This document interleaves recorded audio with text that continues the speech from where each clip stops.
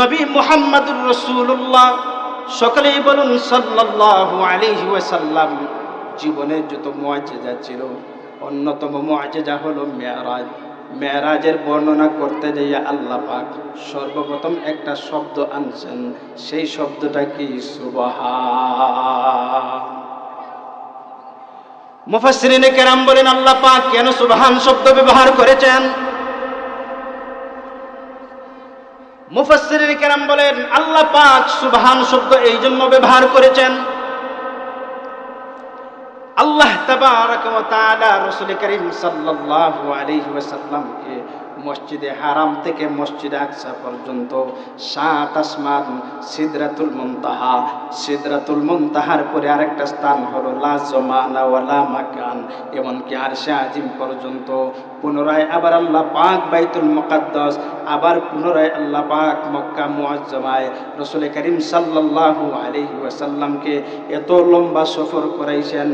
1 বছর নয়, 2 বছর নয়, বরং রাত্রের কিছু অংশে জুড়ে কন্যা সুবহানাল্লাহ।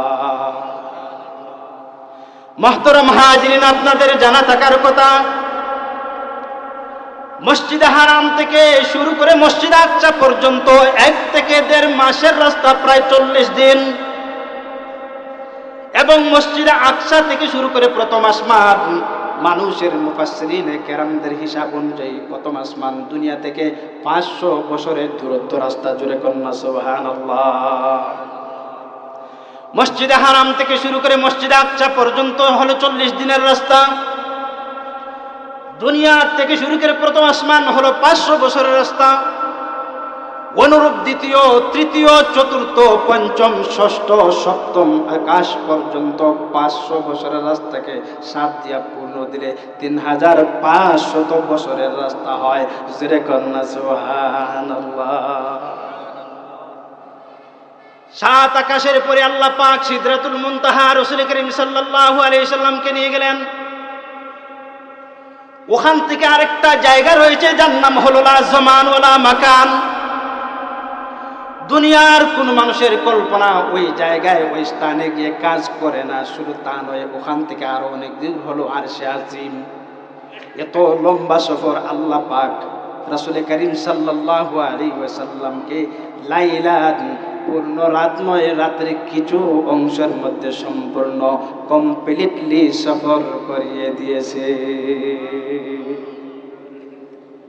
আলহামদুলিল্লাহ নাহমাদুহু ওয়া নাস্তাঈনুহু ওয়া নাস্তাগফিরুহু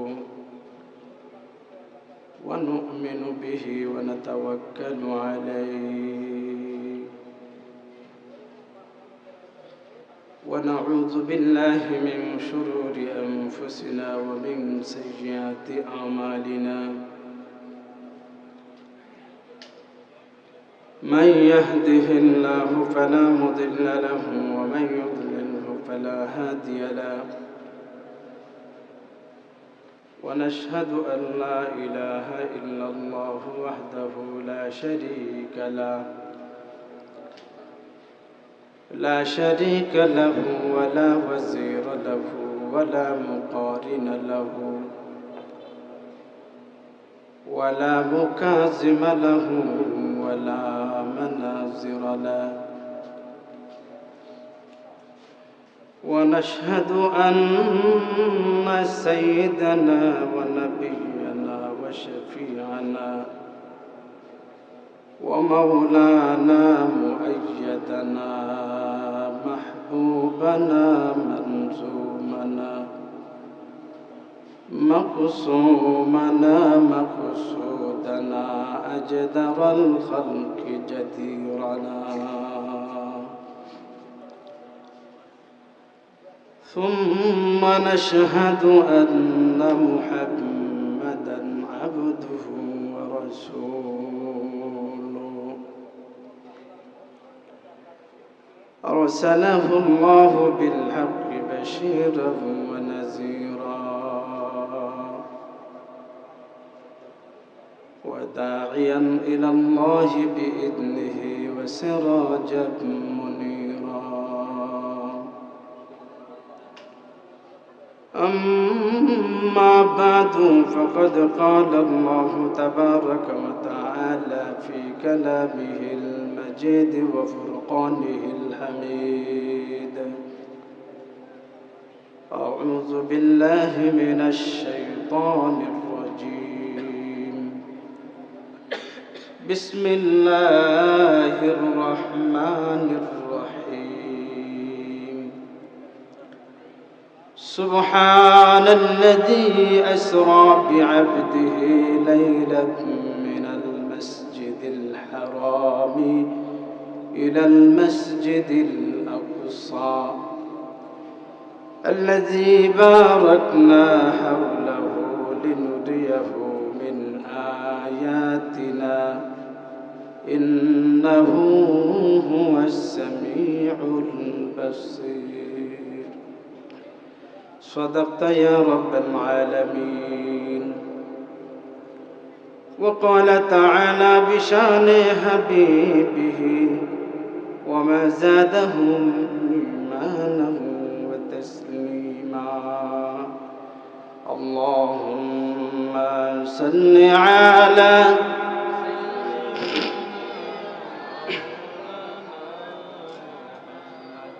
وعلى آل سيدنا مولانا محمد اللهم صل على سيدنا مولانا محمد وعلى آل سيدنا مولانا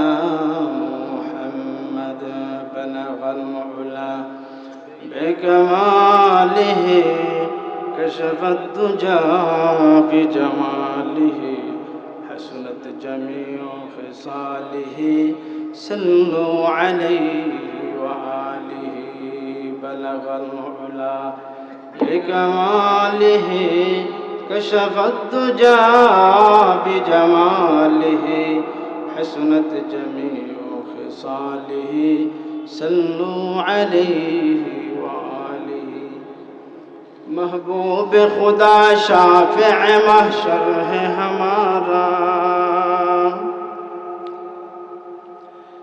محبوب خدا شافع محشر ہے ہمارا فردوس جسے کہتے وہ گھر ہے ہمارا فردوس جسے کہتے وہ گھر ہے ہمارا مدفن میں بھی پیش نظر آپ کا جلوہ مدفن میں بھی پیش نظر آپ کا جلوہ ہم سوتے ہیں بیدار مقدر ہے ہمارا ہم سوتے ہیں بیدار مقدر ہے ہمارا دل میں ہے میرے عشق رسول عربی کا دل میں ہے میرے عشق رسول عربی کا پروانہ ہوں میں شمع رخ پاک نبی کا پروانہ ہوں میں شمع رخ پاک نبی کا او فخر جہاں فخر زماں فخر بود او فخر جہاں فخر زماں فخر بود و احمد محمد بھی شاہ لوح قلم ہے و احمد محمد بھی شاہ لوح قلم ہے محمد رسول اللہ صلی اللہ علیہ وسلم জামিয়া ইসলামিয়া খাজা কালু মাদ্রাসা লালাবাজার দক্ষিণ সুরমা কর্তৃক আয়োজিত বার্ষিক সালানা ইজলাসের চলমান অধিবেশনের শ্রদ্ধাভাজন সভাপতি উপস্থিত দিগর হযরত উলামায়ে কেরাম সম্মুখপানে সমবেত আমার মুরব্বিয়ান বাবারা নওজোয়ান যুবক ভাইরা মাইকের আওয়াজ যতদূর পর্যন্ত যায় অবস্থানরত সমস্ত তাওহীদি জনতা বিশেষ করে আল্লাহ পাক আমাদেরকে জিক্রুল্লাহর মাহফিলে দুনিয়ার সমস্ত ঝামেলা থেকে ফারেক করে মুক্ত করে এখানে আসার এবং বসার কিছু আলোচনা শোনা তৌফিক দান করেছেন। এই জন্য আমরা সকলেই সমস্বরে সমাজ একসাথে রব্বে কারীমের দরবারে শুকরিয়া আদায় করি, বলি আলহামদুলিল্লাহ। আল্লাহ পাকের দয়া এবং অনুগ্রহ, যিনি চাইলেই কেবলমাত্র মানুষ নেক কাজে জড়িত হতে পারে। আল্লাহ পাক যদি না চান কেউ নেক কাজে জড়িত হতে পারে। আল্লাহ পাকের বিশেষ রহমত অনুগ্রহ যদি থাকে তো তা বান্দার ইচ্ছা এবং আল্লাহ পাকের ইচ্ছা, দুই ইচ্ছা সমন্বয় যদি হয় তাইলে নেক কাজে শরীক হওয়া যায়। শুধুমাত্র বান্দার ইচ্ছা, সে আল্লাহর ইচ্ছা নাই, সেই ব্যক্তি নেক কাজে শরীক হইতে পারে। সুতরাং বোঝা গেল নেক কাজে শরীক হওয়া, আমাদের আকাবির আসলাফগণ বলেছেন, এটাও আকাশের নিচে জমিনের উপরে বিশেষ ধরনের একটা খাস নিয়ামত। আল্লাহ পাক আমাদেরকে এখানে বিশেষ নিয়ামতে শরীক হওয়ার নসিব করার তৌফিক দিছে। এই জন্য আমরা খুশি না বেজার? জোরে সুরে বলি আলহামদুলিল্লাহ। আমার মনে হয় মাইক এক লাইন ঠিক আছে, একটা লাইন ঠিক নাই, কোনো কানেকশন হয়েছে না। এই লাইন আমার বাম লাইন ঠিক আছে, ডান লাইন ঠিক হয়নি। এখন দুটা মাউথ তো, একটা মাউথে কানেকশন ঠিক আছে, অন্য মাউথে কানেকশন নেই। ডান সাইডের যে মাইকটা আছে ওখানে কানেকশন নেই।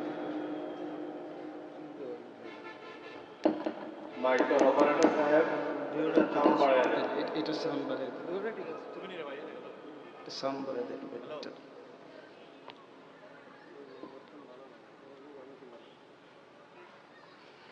লা ইলাহা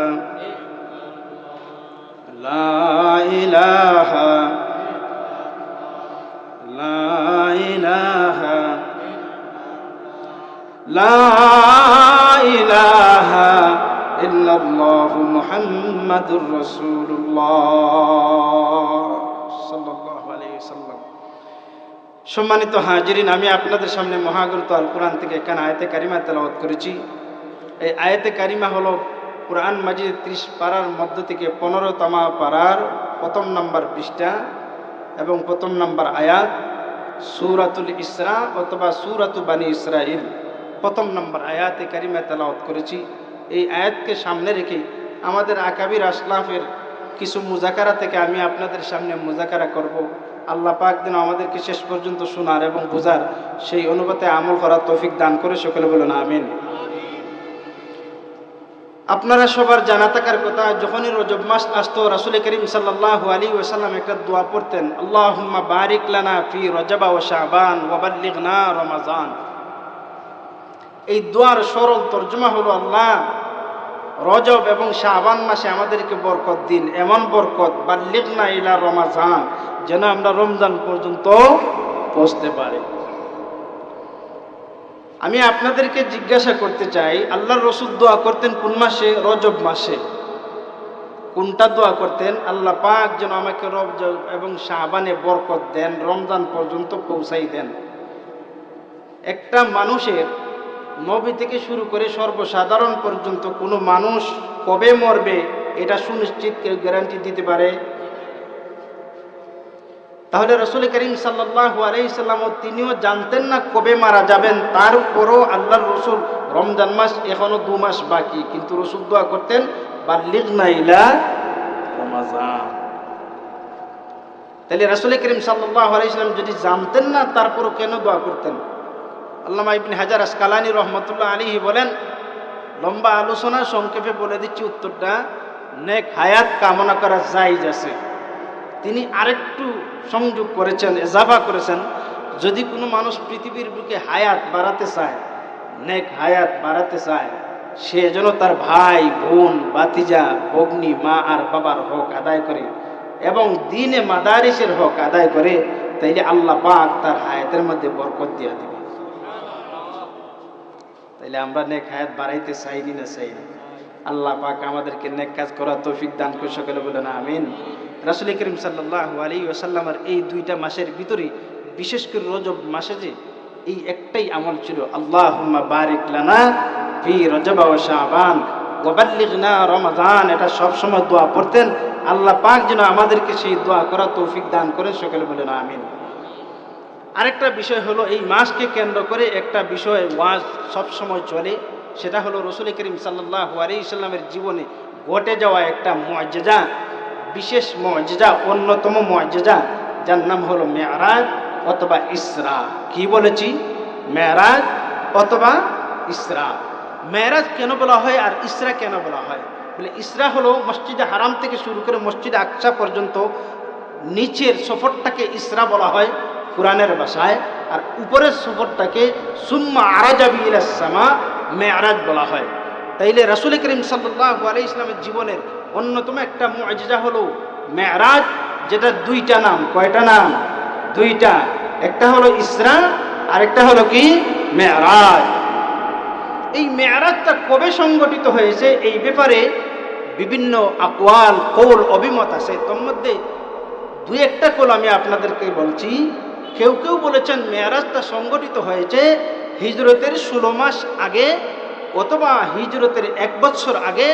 কেউ কেউ বলেছেন রাসূল করিম সাল্লাল্লাহু আলাইহি ওয়াসাল্লামের নবুয়তির 10 বছর পরে। তাহলে কথা দাঁড়াইলো কয়টা? তিনটা।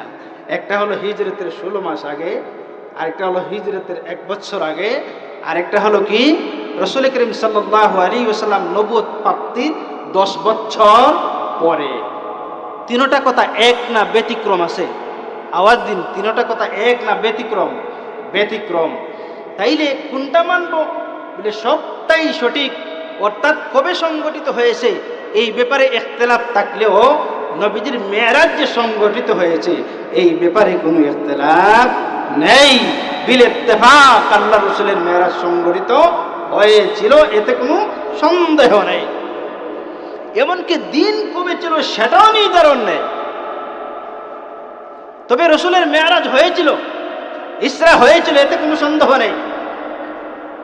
আল্লাহ রাসূল সাল্লাল্লাহু আলাইহি ওয়াসাল্লামের এই জীবনে ঘটে যাওয়া মেরাজ থেকে আমাদের জন্য শিক্ষণীয় বিষয়টা কি, এটা হইল প্রশ্ন। তারপর আলোচনা শুরু করে দেব ইনশাআল্লাহ। রাসূল করিম সাল্লাল্লাহু আলাইহি ওয়াসাল্লামের জীবনে ঘটে যাওয়া অন্যতম মুআজিজা, রাসূলের মুআজিজা গণনা শুরু করলে বয়ান করা যাবে, কিন্তু মুআজিজার সংখ্যা শেষ করা যাবে। সুবহানাল্লাহ বলবেন না? আল্লাহ রাসূল সাল্লাল্লাহু আলাইহি ওয়াসাল্লামের জীবনে ঘটে যাওয়া যত মুআজিজা ছিল তার মধ্যে অন্যতম মুআজিজা হলো মেরাজ, ইসরা। এই ইসরার মেরাজ থেকে উম্মতে মুহাম্মাদের জন্য শিক্ষণীয় কি, উপকার কি? মুফাসসিরিনে কেরাম বলেন ওই মুআজিজা রাসূলের জীবনে ঘটে যাওয়া যত মুআজিজা, আমাদের নবী বলেন, আদম বলেন, নূহ বলেন, ইব্রাহিম, ঈসা, মুসা বলেন, तमाम আম্বিয়া আলাইহিমুস সালামদের মুআজিজা বিশ্বাস করা আহলুস সুন্নাত ওয়াল জামাতের আকীদা। অর্থাৎ এটা হলো ঈমানের পরিচয়। যদি বিশ্বাস করে ঈমান ঠিক আছে, যদি বিশ্বাস না করে ঈমান ঠিক নেই। তাইলে রাসূলের মুআজিজা মেরাজ থেকে আমাদের শিক্ষণীয় বিষয় হলো এটা বিশুদ্ধভাবে, শুদ্ধভাবে রিওয়ায়াতগুলা জেনে শুনে বুঝে আলোচনা করা আর তার থেকে ঈমান গ্রহণ করা, অর্থাৎ রাসূল যা বলেছেন তার উপর বিশ্বাস স্থাপন করা। এটাই হলো মেরাজ থেকে উম্মতে মুহাম্মাদের জন্য শিক্ষা এবং নসিহত। কেন আল্লাহ পাক মেরাজের সাথে এই শিক্ষাটাকে জুড়ে দিলেন, অন্য কোনো শিক্ষাকে জুড়ে দিলেন না? এটাই হলো প্রশ্ন। এই উত্তর বুঝতে গেলে আমাদেরকে সোজাসুজি আয়াতে কারিমায় চলে যেতে হবে। আল্লাহ রাব্বুল আলামিন বর্ণনা করেন, সুবহান আল্লাযী আসরা বিআবদিহি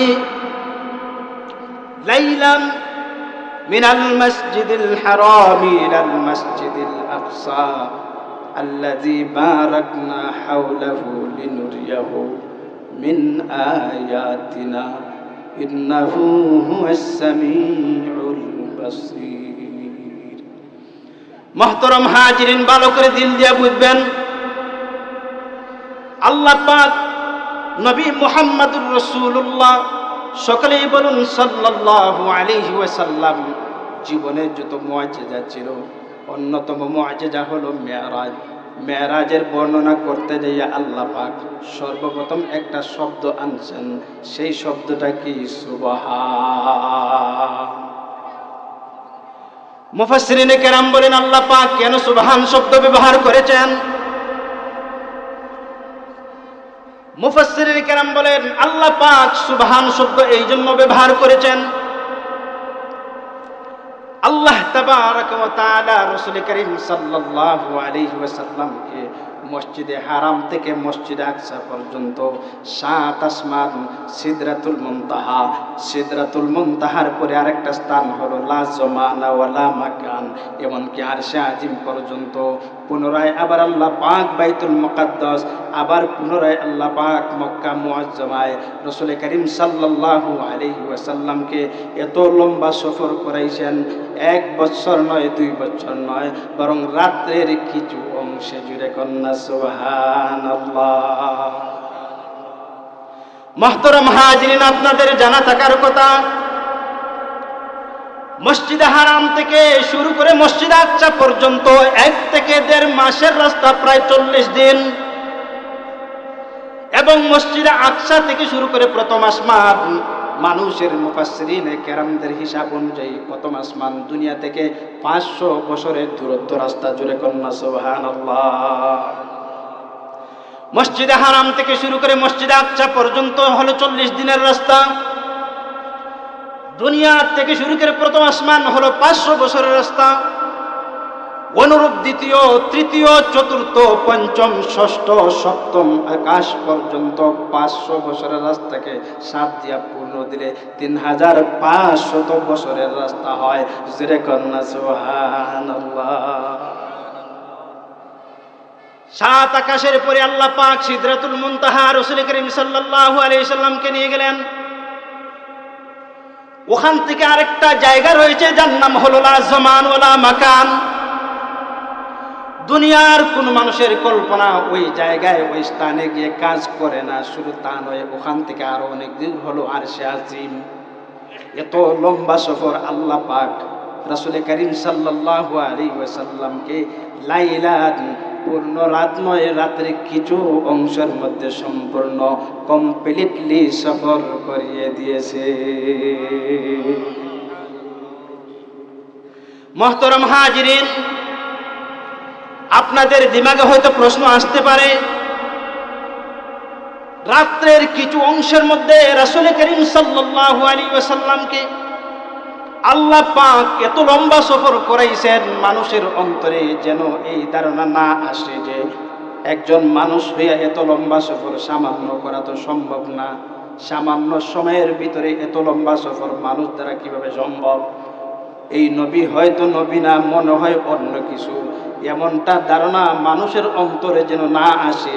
এই জন্য আল্লাহ পাক শুরুতেই সুবহান শব্দ দিয়া এই কথা উম্মতকে বুঝাইছেন, তিনি নবী আর কিছু না, বরং সব কিছু করানোওয়ালা একজন, তিনি কে? মুফাসসিরিনে কেরাম বলেন এখানে সুবহান দ্বারা আল্লাহ পাক আল্লাহর সিফাত ও সব বয়ান করেছেন। আল্লাহ হলেন কাদিরে কুদরত, আল্লাহ হলেন কাদিরে কুদরত, আল্লাহ হলেন সব থেকে বেশি শক্তিশালী। আল্লাহ থেকে শক্তিশালী পৃথিবীর বুকে আর কোনো কিছু আছে নাকি? অতীতে ছিল, বর্তমানে আছে, ভবিষ্যতে হবে, কোনো সময় না। ইন্নাল্লাহা আলা কুল্লি শাইইন কাদির। আল্লাহ পাক সর্বময় ক্ষমতার অধিকারী, আল্লাহ পাক সব থেকে বেশি শক্তিশালী। আল্লাহ পাক কেমন শক্তিশালী আমি আপনাদেরকে জিজ্ঞাসা করতে চাই। বলুন তো, আকাশের সৃষ্টিকর্তা কে? জমিনের সৃষ্টিকর্তা কে? হায়াতের মালিক কে? রিজিকের মালিক কে? ছেলে দেওয়ার মালিক কে? মেয়েদের মালিক কে? কিছু না দেওয়ার মালিক কে? ধনী বানানেওয়ালা কে? গরিব বানানেওয়ালা কে? আল্লাহ। মোহব্বতের সাথে দিলে দিল লাগাইয়া কয়েক মর্তবা বলুন আল্লাহ আল্লাহ আল্লাহ আল্লাহ। আল্লাহ রাব্বুল আলামিন আকাশের সৃষ্টিকর্তা, এতে কোনো সন্দেহ? জমিনের সৃষ্টিকর্তা হলেন আল্লাহ, এতে কোনো সন্দেহ? হায়াতের মালিক কে? এতে কোনো সন্দেহ? রিজিকের মালিক কে? এতে কোনো সন্দেহ? সন্তান দেনওয়ালা কে? সন্তান না দেনওয়ালা কে? কিছু না দেনওয়ালা কে? লিল্লাহি মুলকুস সামাওয়াতি ওয়াল আরদ ইয়াখলুকু মা ইয়াশা ইয়াহাবু লিমান ইয়াশাউ ইনাসাও ওয়া ইয়াহাবু লিমান ইয়াশাউ আয-যুকুর আও ইউযাওবিজুহুম যুকরানা ওয়া ইনাসা ওয়া ইয়াজআলু মান ইয়াশাউ আকিমা ইন্নাহু আলীমুন কাদির। মুহতারাম হাজিরিন, নবমণ্ডল ভূমণ্ডলের মালিক হইলেন আপনার খালিক, আমার খালিক আল্লাহ। তিনি বলেন আমি ছেলে সন্তান দেই, আমি চাইলে মেয়ে সন্তান দেই, আর আমি যদি চাই কিছুই দেই না। এই শক্তি কাদিরে কুদরতকে। তাহলে যে আল্লাহ সব কিছু করতে পারে, যেই আল্লাহ সব কিছু করতে পারে, কোনো মানুষের অনুমতি লাগে না, কোনো মানুষের দিকে মহতাজ হওয়া লাগে না, কোনো শক্তির দিকে মহতাজ হওয়া লাগে না, বরং আল্লাহ নিজে নিজে সব করতে পারে। কথা বলেন ঠিক কিনা? এটা হলো আল্লাহ পাক কাদিরে কুদরত। সেই জন্য আল্লাহ পাক সুবহান শব্দ সূরাতুল বনী ইসরাঈলের মধ্যে বলেছেন সুবহান। আমি আল্লাহর রাসূলকে মক্কা মুকাররমা থেকে শুরু করে মসজিদ আকসা পর্যন্ত প্রায় দীর্ঘ 1.5 মাসের সফর, আবার ওখান থেকে 7 আসমান, সিদরাতুল মুনতাহা, আরশে আজিম, জান্নাত জাহান্নাম সব কিছু নবীজিকে সফর করাইছি। পূর্ণ রাত লাগে নাই, লাইলান রাত্রের কিছু অংশে।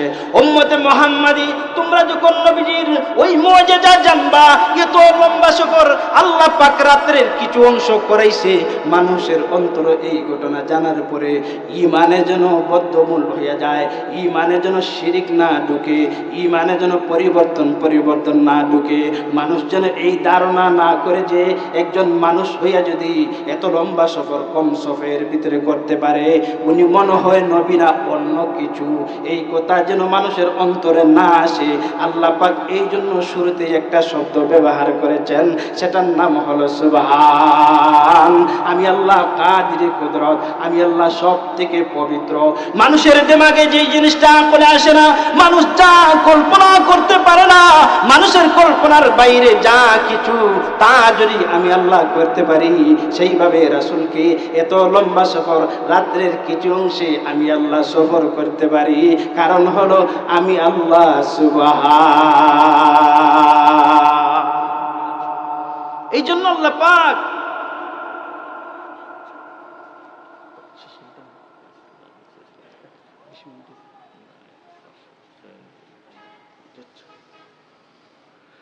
দুই নম্বর হলো আল্লাহ পাক আল্লাযী আসরা বিআবদিহি বলেছেন, আসরা বিআবদিহি, এবং আল্লাহ পাক নিজ বান্দাকে সফর করাইছেন।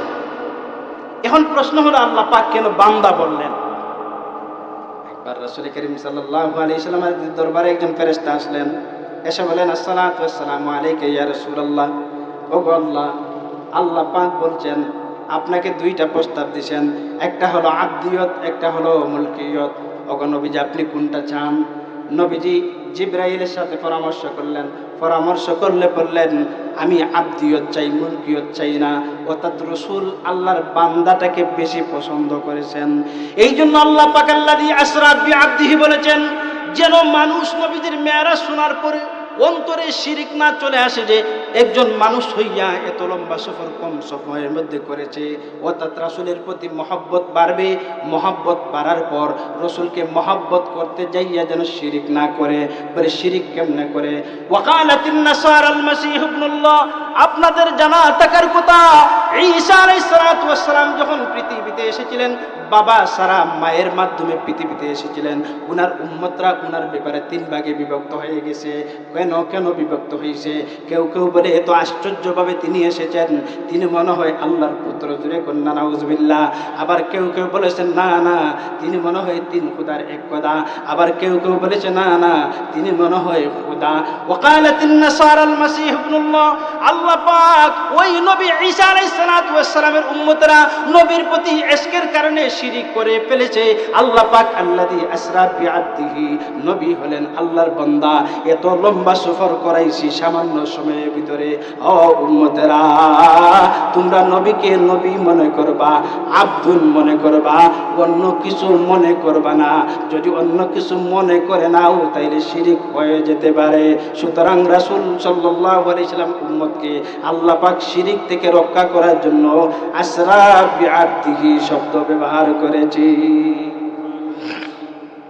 মিনাল মসজিদিল হারাম ইলাল মসজিদিল আকসা, মসজিদে হারাম থেকে শুরু করে মসজিদে আকসা 7 আসমান আল্লাহ পাক সফর করাইছেন। সিদরাতুল মুনতাহা, আরশে আজিম, আরশে আজিম থেকে আল্লাহ পাক নবীজিকে 3টা পুরস্কার দিয়েছে। তোর মধ্যে প্রথম নম্বর পুরস্কার হলো 5 ওয়াক্ত নামাজ, 2 নম্বর পুরস্কার হলো সূরাতুল বাকারার শেষ 3 আয়াত, 3 নম্বর পুরস্কার হলো ওগো নবীজি আপনার উম্মত দিগকে জানাইয়া দিবা, আপনার উম্মতরা যদি যতই কবিরা গুনাহ করো, তাওবা যদি করে ফেলে আর শিরিক না করে, আমি আল্লাহ সমস্ত উম্মতকে মাফ করে দেব। মুফাসসিরিনে কেরাম বলেন আল্লাহ পাক কেন মাফ করে দিবেন? বলে শিরিক যার ভিতরে নাই, যার জীবনে শিরিক নাই, আল্লাহ পাক তাকে এমনিতেই মাফ করে দিবে। সুবহানাল্লাহ। আর যদি কবিরা গুনাহ করে ফেলে, ইনতাজতানিবু কাবাইরা মা তুনহাউনা আনহু নুকাফির আনকুম সাইয়্যাতিকুম ওয়া নুদখিলুকুম মুদখালান কারীমা। শেষ পুরস্কার, শেষ একটা মেসেজ আল্লাহ পাক 5 ওয়াক্তের নামাজের সাথে সাথে একটা পুরস্কার দিয়েছেন। সেটা কি? বলে আরেকটা পুরস্কার হলো আমার উম্মতকে জানাইয়া দিবা, যদি কেউ শিরিক না করে, কবিরা গুনাহ করে আর তওবা করে নেয়, আল্লাহ পাক তাকে মাফ করে দিবে। সুবহানাল্লাহ। আবার বলেছেন তওবা করলে মাফ করবা, মানে যদি কেউ পৃথিবীর থাকতে তওবা না করে কবিরা গুনাহ নিয়ে মারা যায়, আখিরাতে শাস্তি ভোগ করে জাহান্নাম থেকে মুক্ত হয়ে জান্নাতে যাবে। আর যদি দুনিয়াতে তওবা করে নেয়, আল্লাহ পাক তাকে দুনিয়াতেই মাফ করে জান্নাতি বানাইয়া দিবে। সুবহানাল্লাহ। তাইলে মেরাজ থেকে আমাদের জন্য শিক্ষণীয় বিষয় হলো, মেরাজ থেকে শিক্ষণীয় বিষয় হলো রসুলের মুআজিজা নিয়ে আলোচনা করা, রসুলের মুআজিজা পরস্পরে আলোচনা করা, এবং তার থেকে আমাদের ঈমান যেন বৃদ্ধি হয়, ঈমানে যেন শিরিক না মিশে ওইটা গ্রহণ করা। বাকি কোনো আমল মেরাজ থেকে আমাদের জন্য বিশেষভাবে নেই। আল্লাহ পাক আমাদেরকে ওই মেরাজের ঘটনা সহিহ শুদ্ধভাবে জানার, বুঝার, ঈমানের বৃদ্ধি হওয়ার তৌফিক দান করুন। সকলে বলেন আমিন। ওয়া আখিরু দাওয়ানা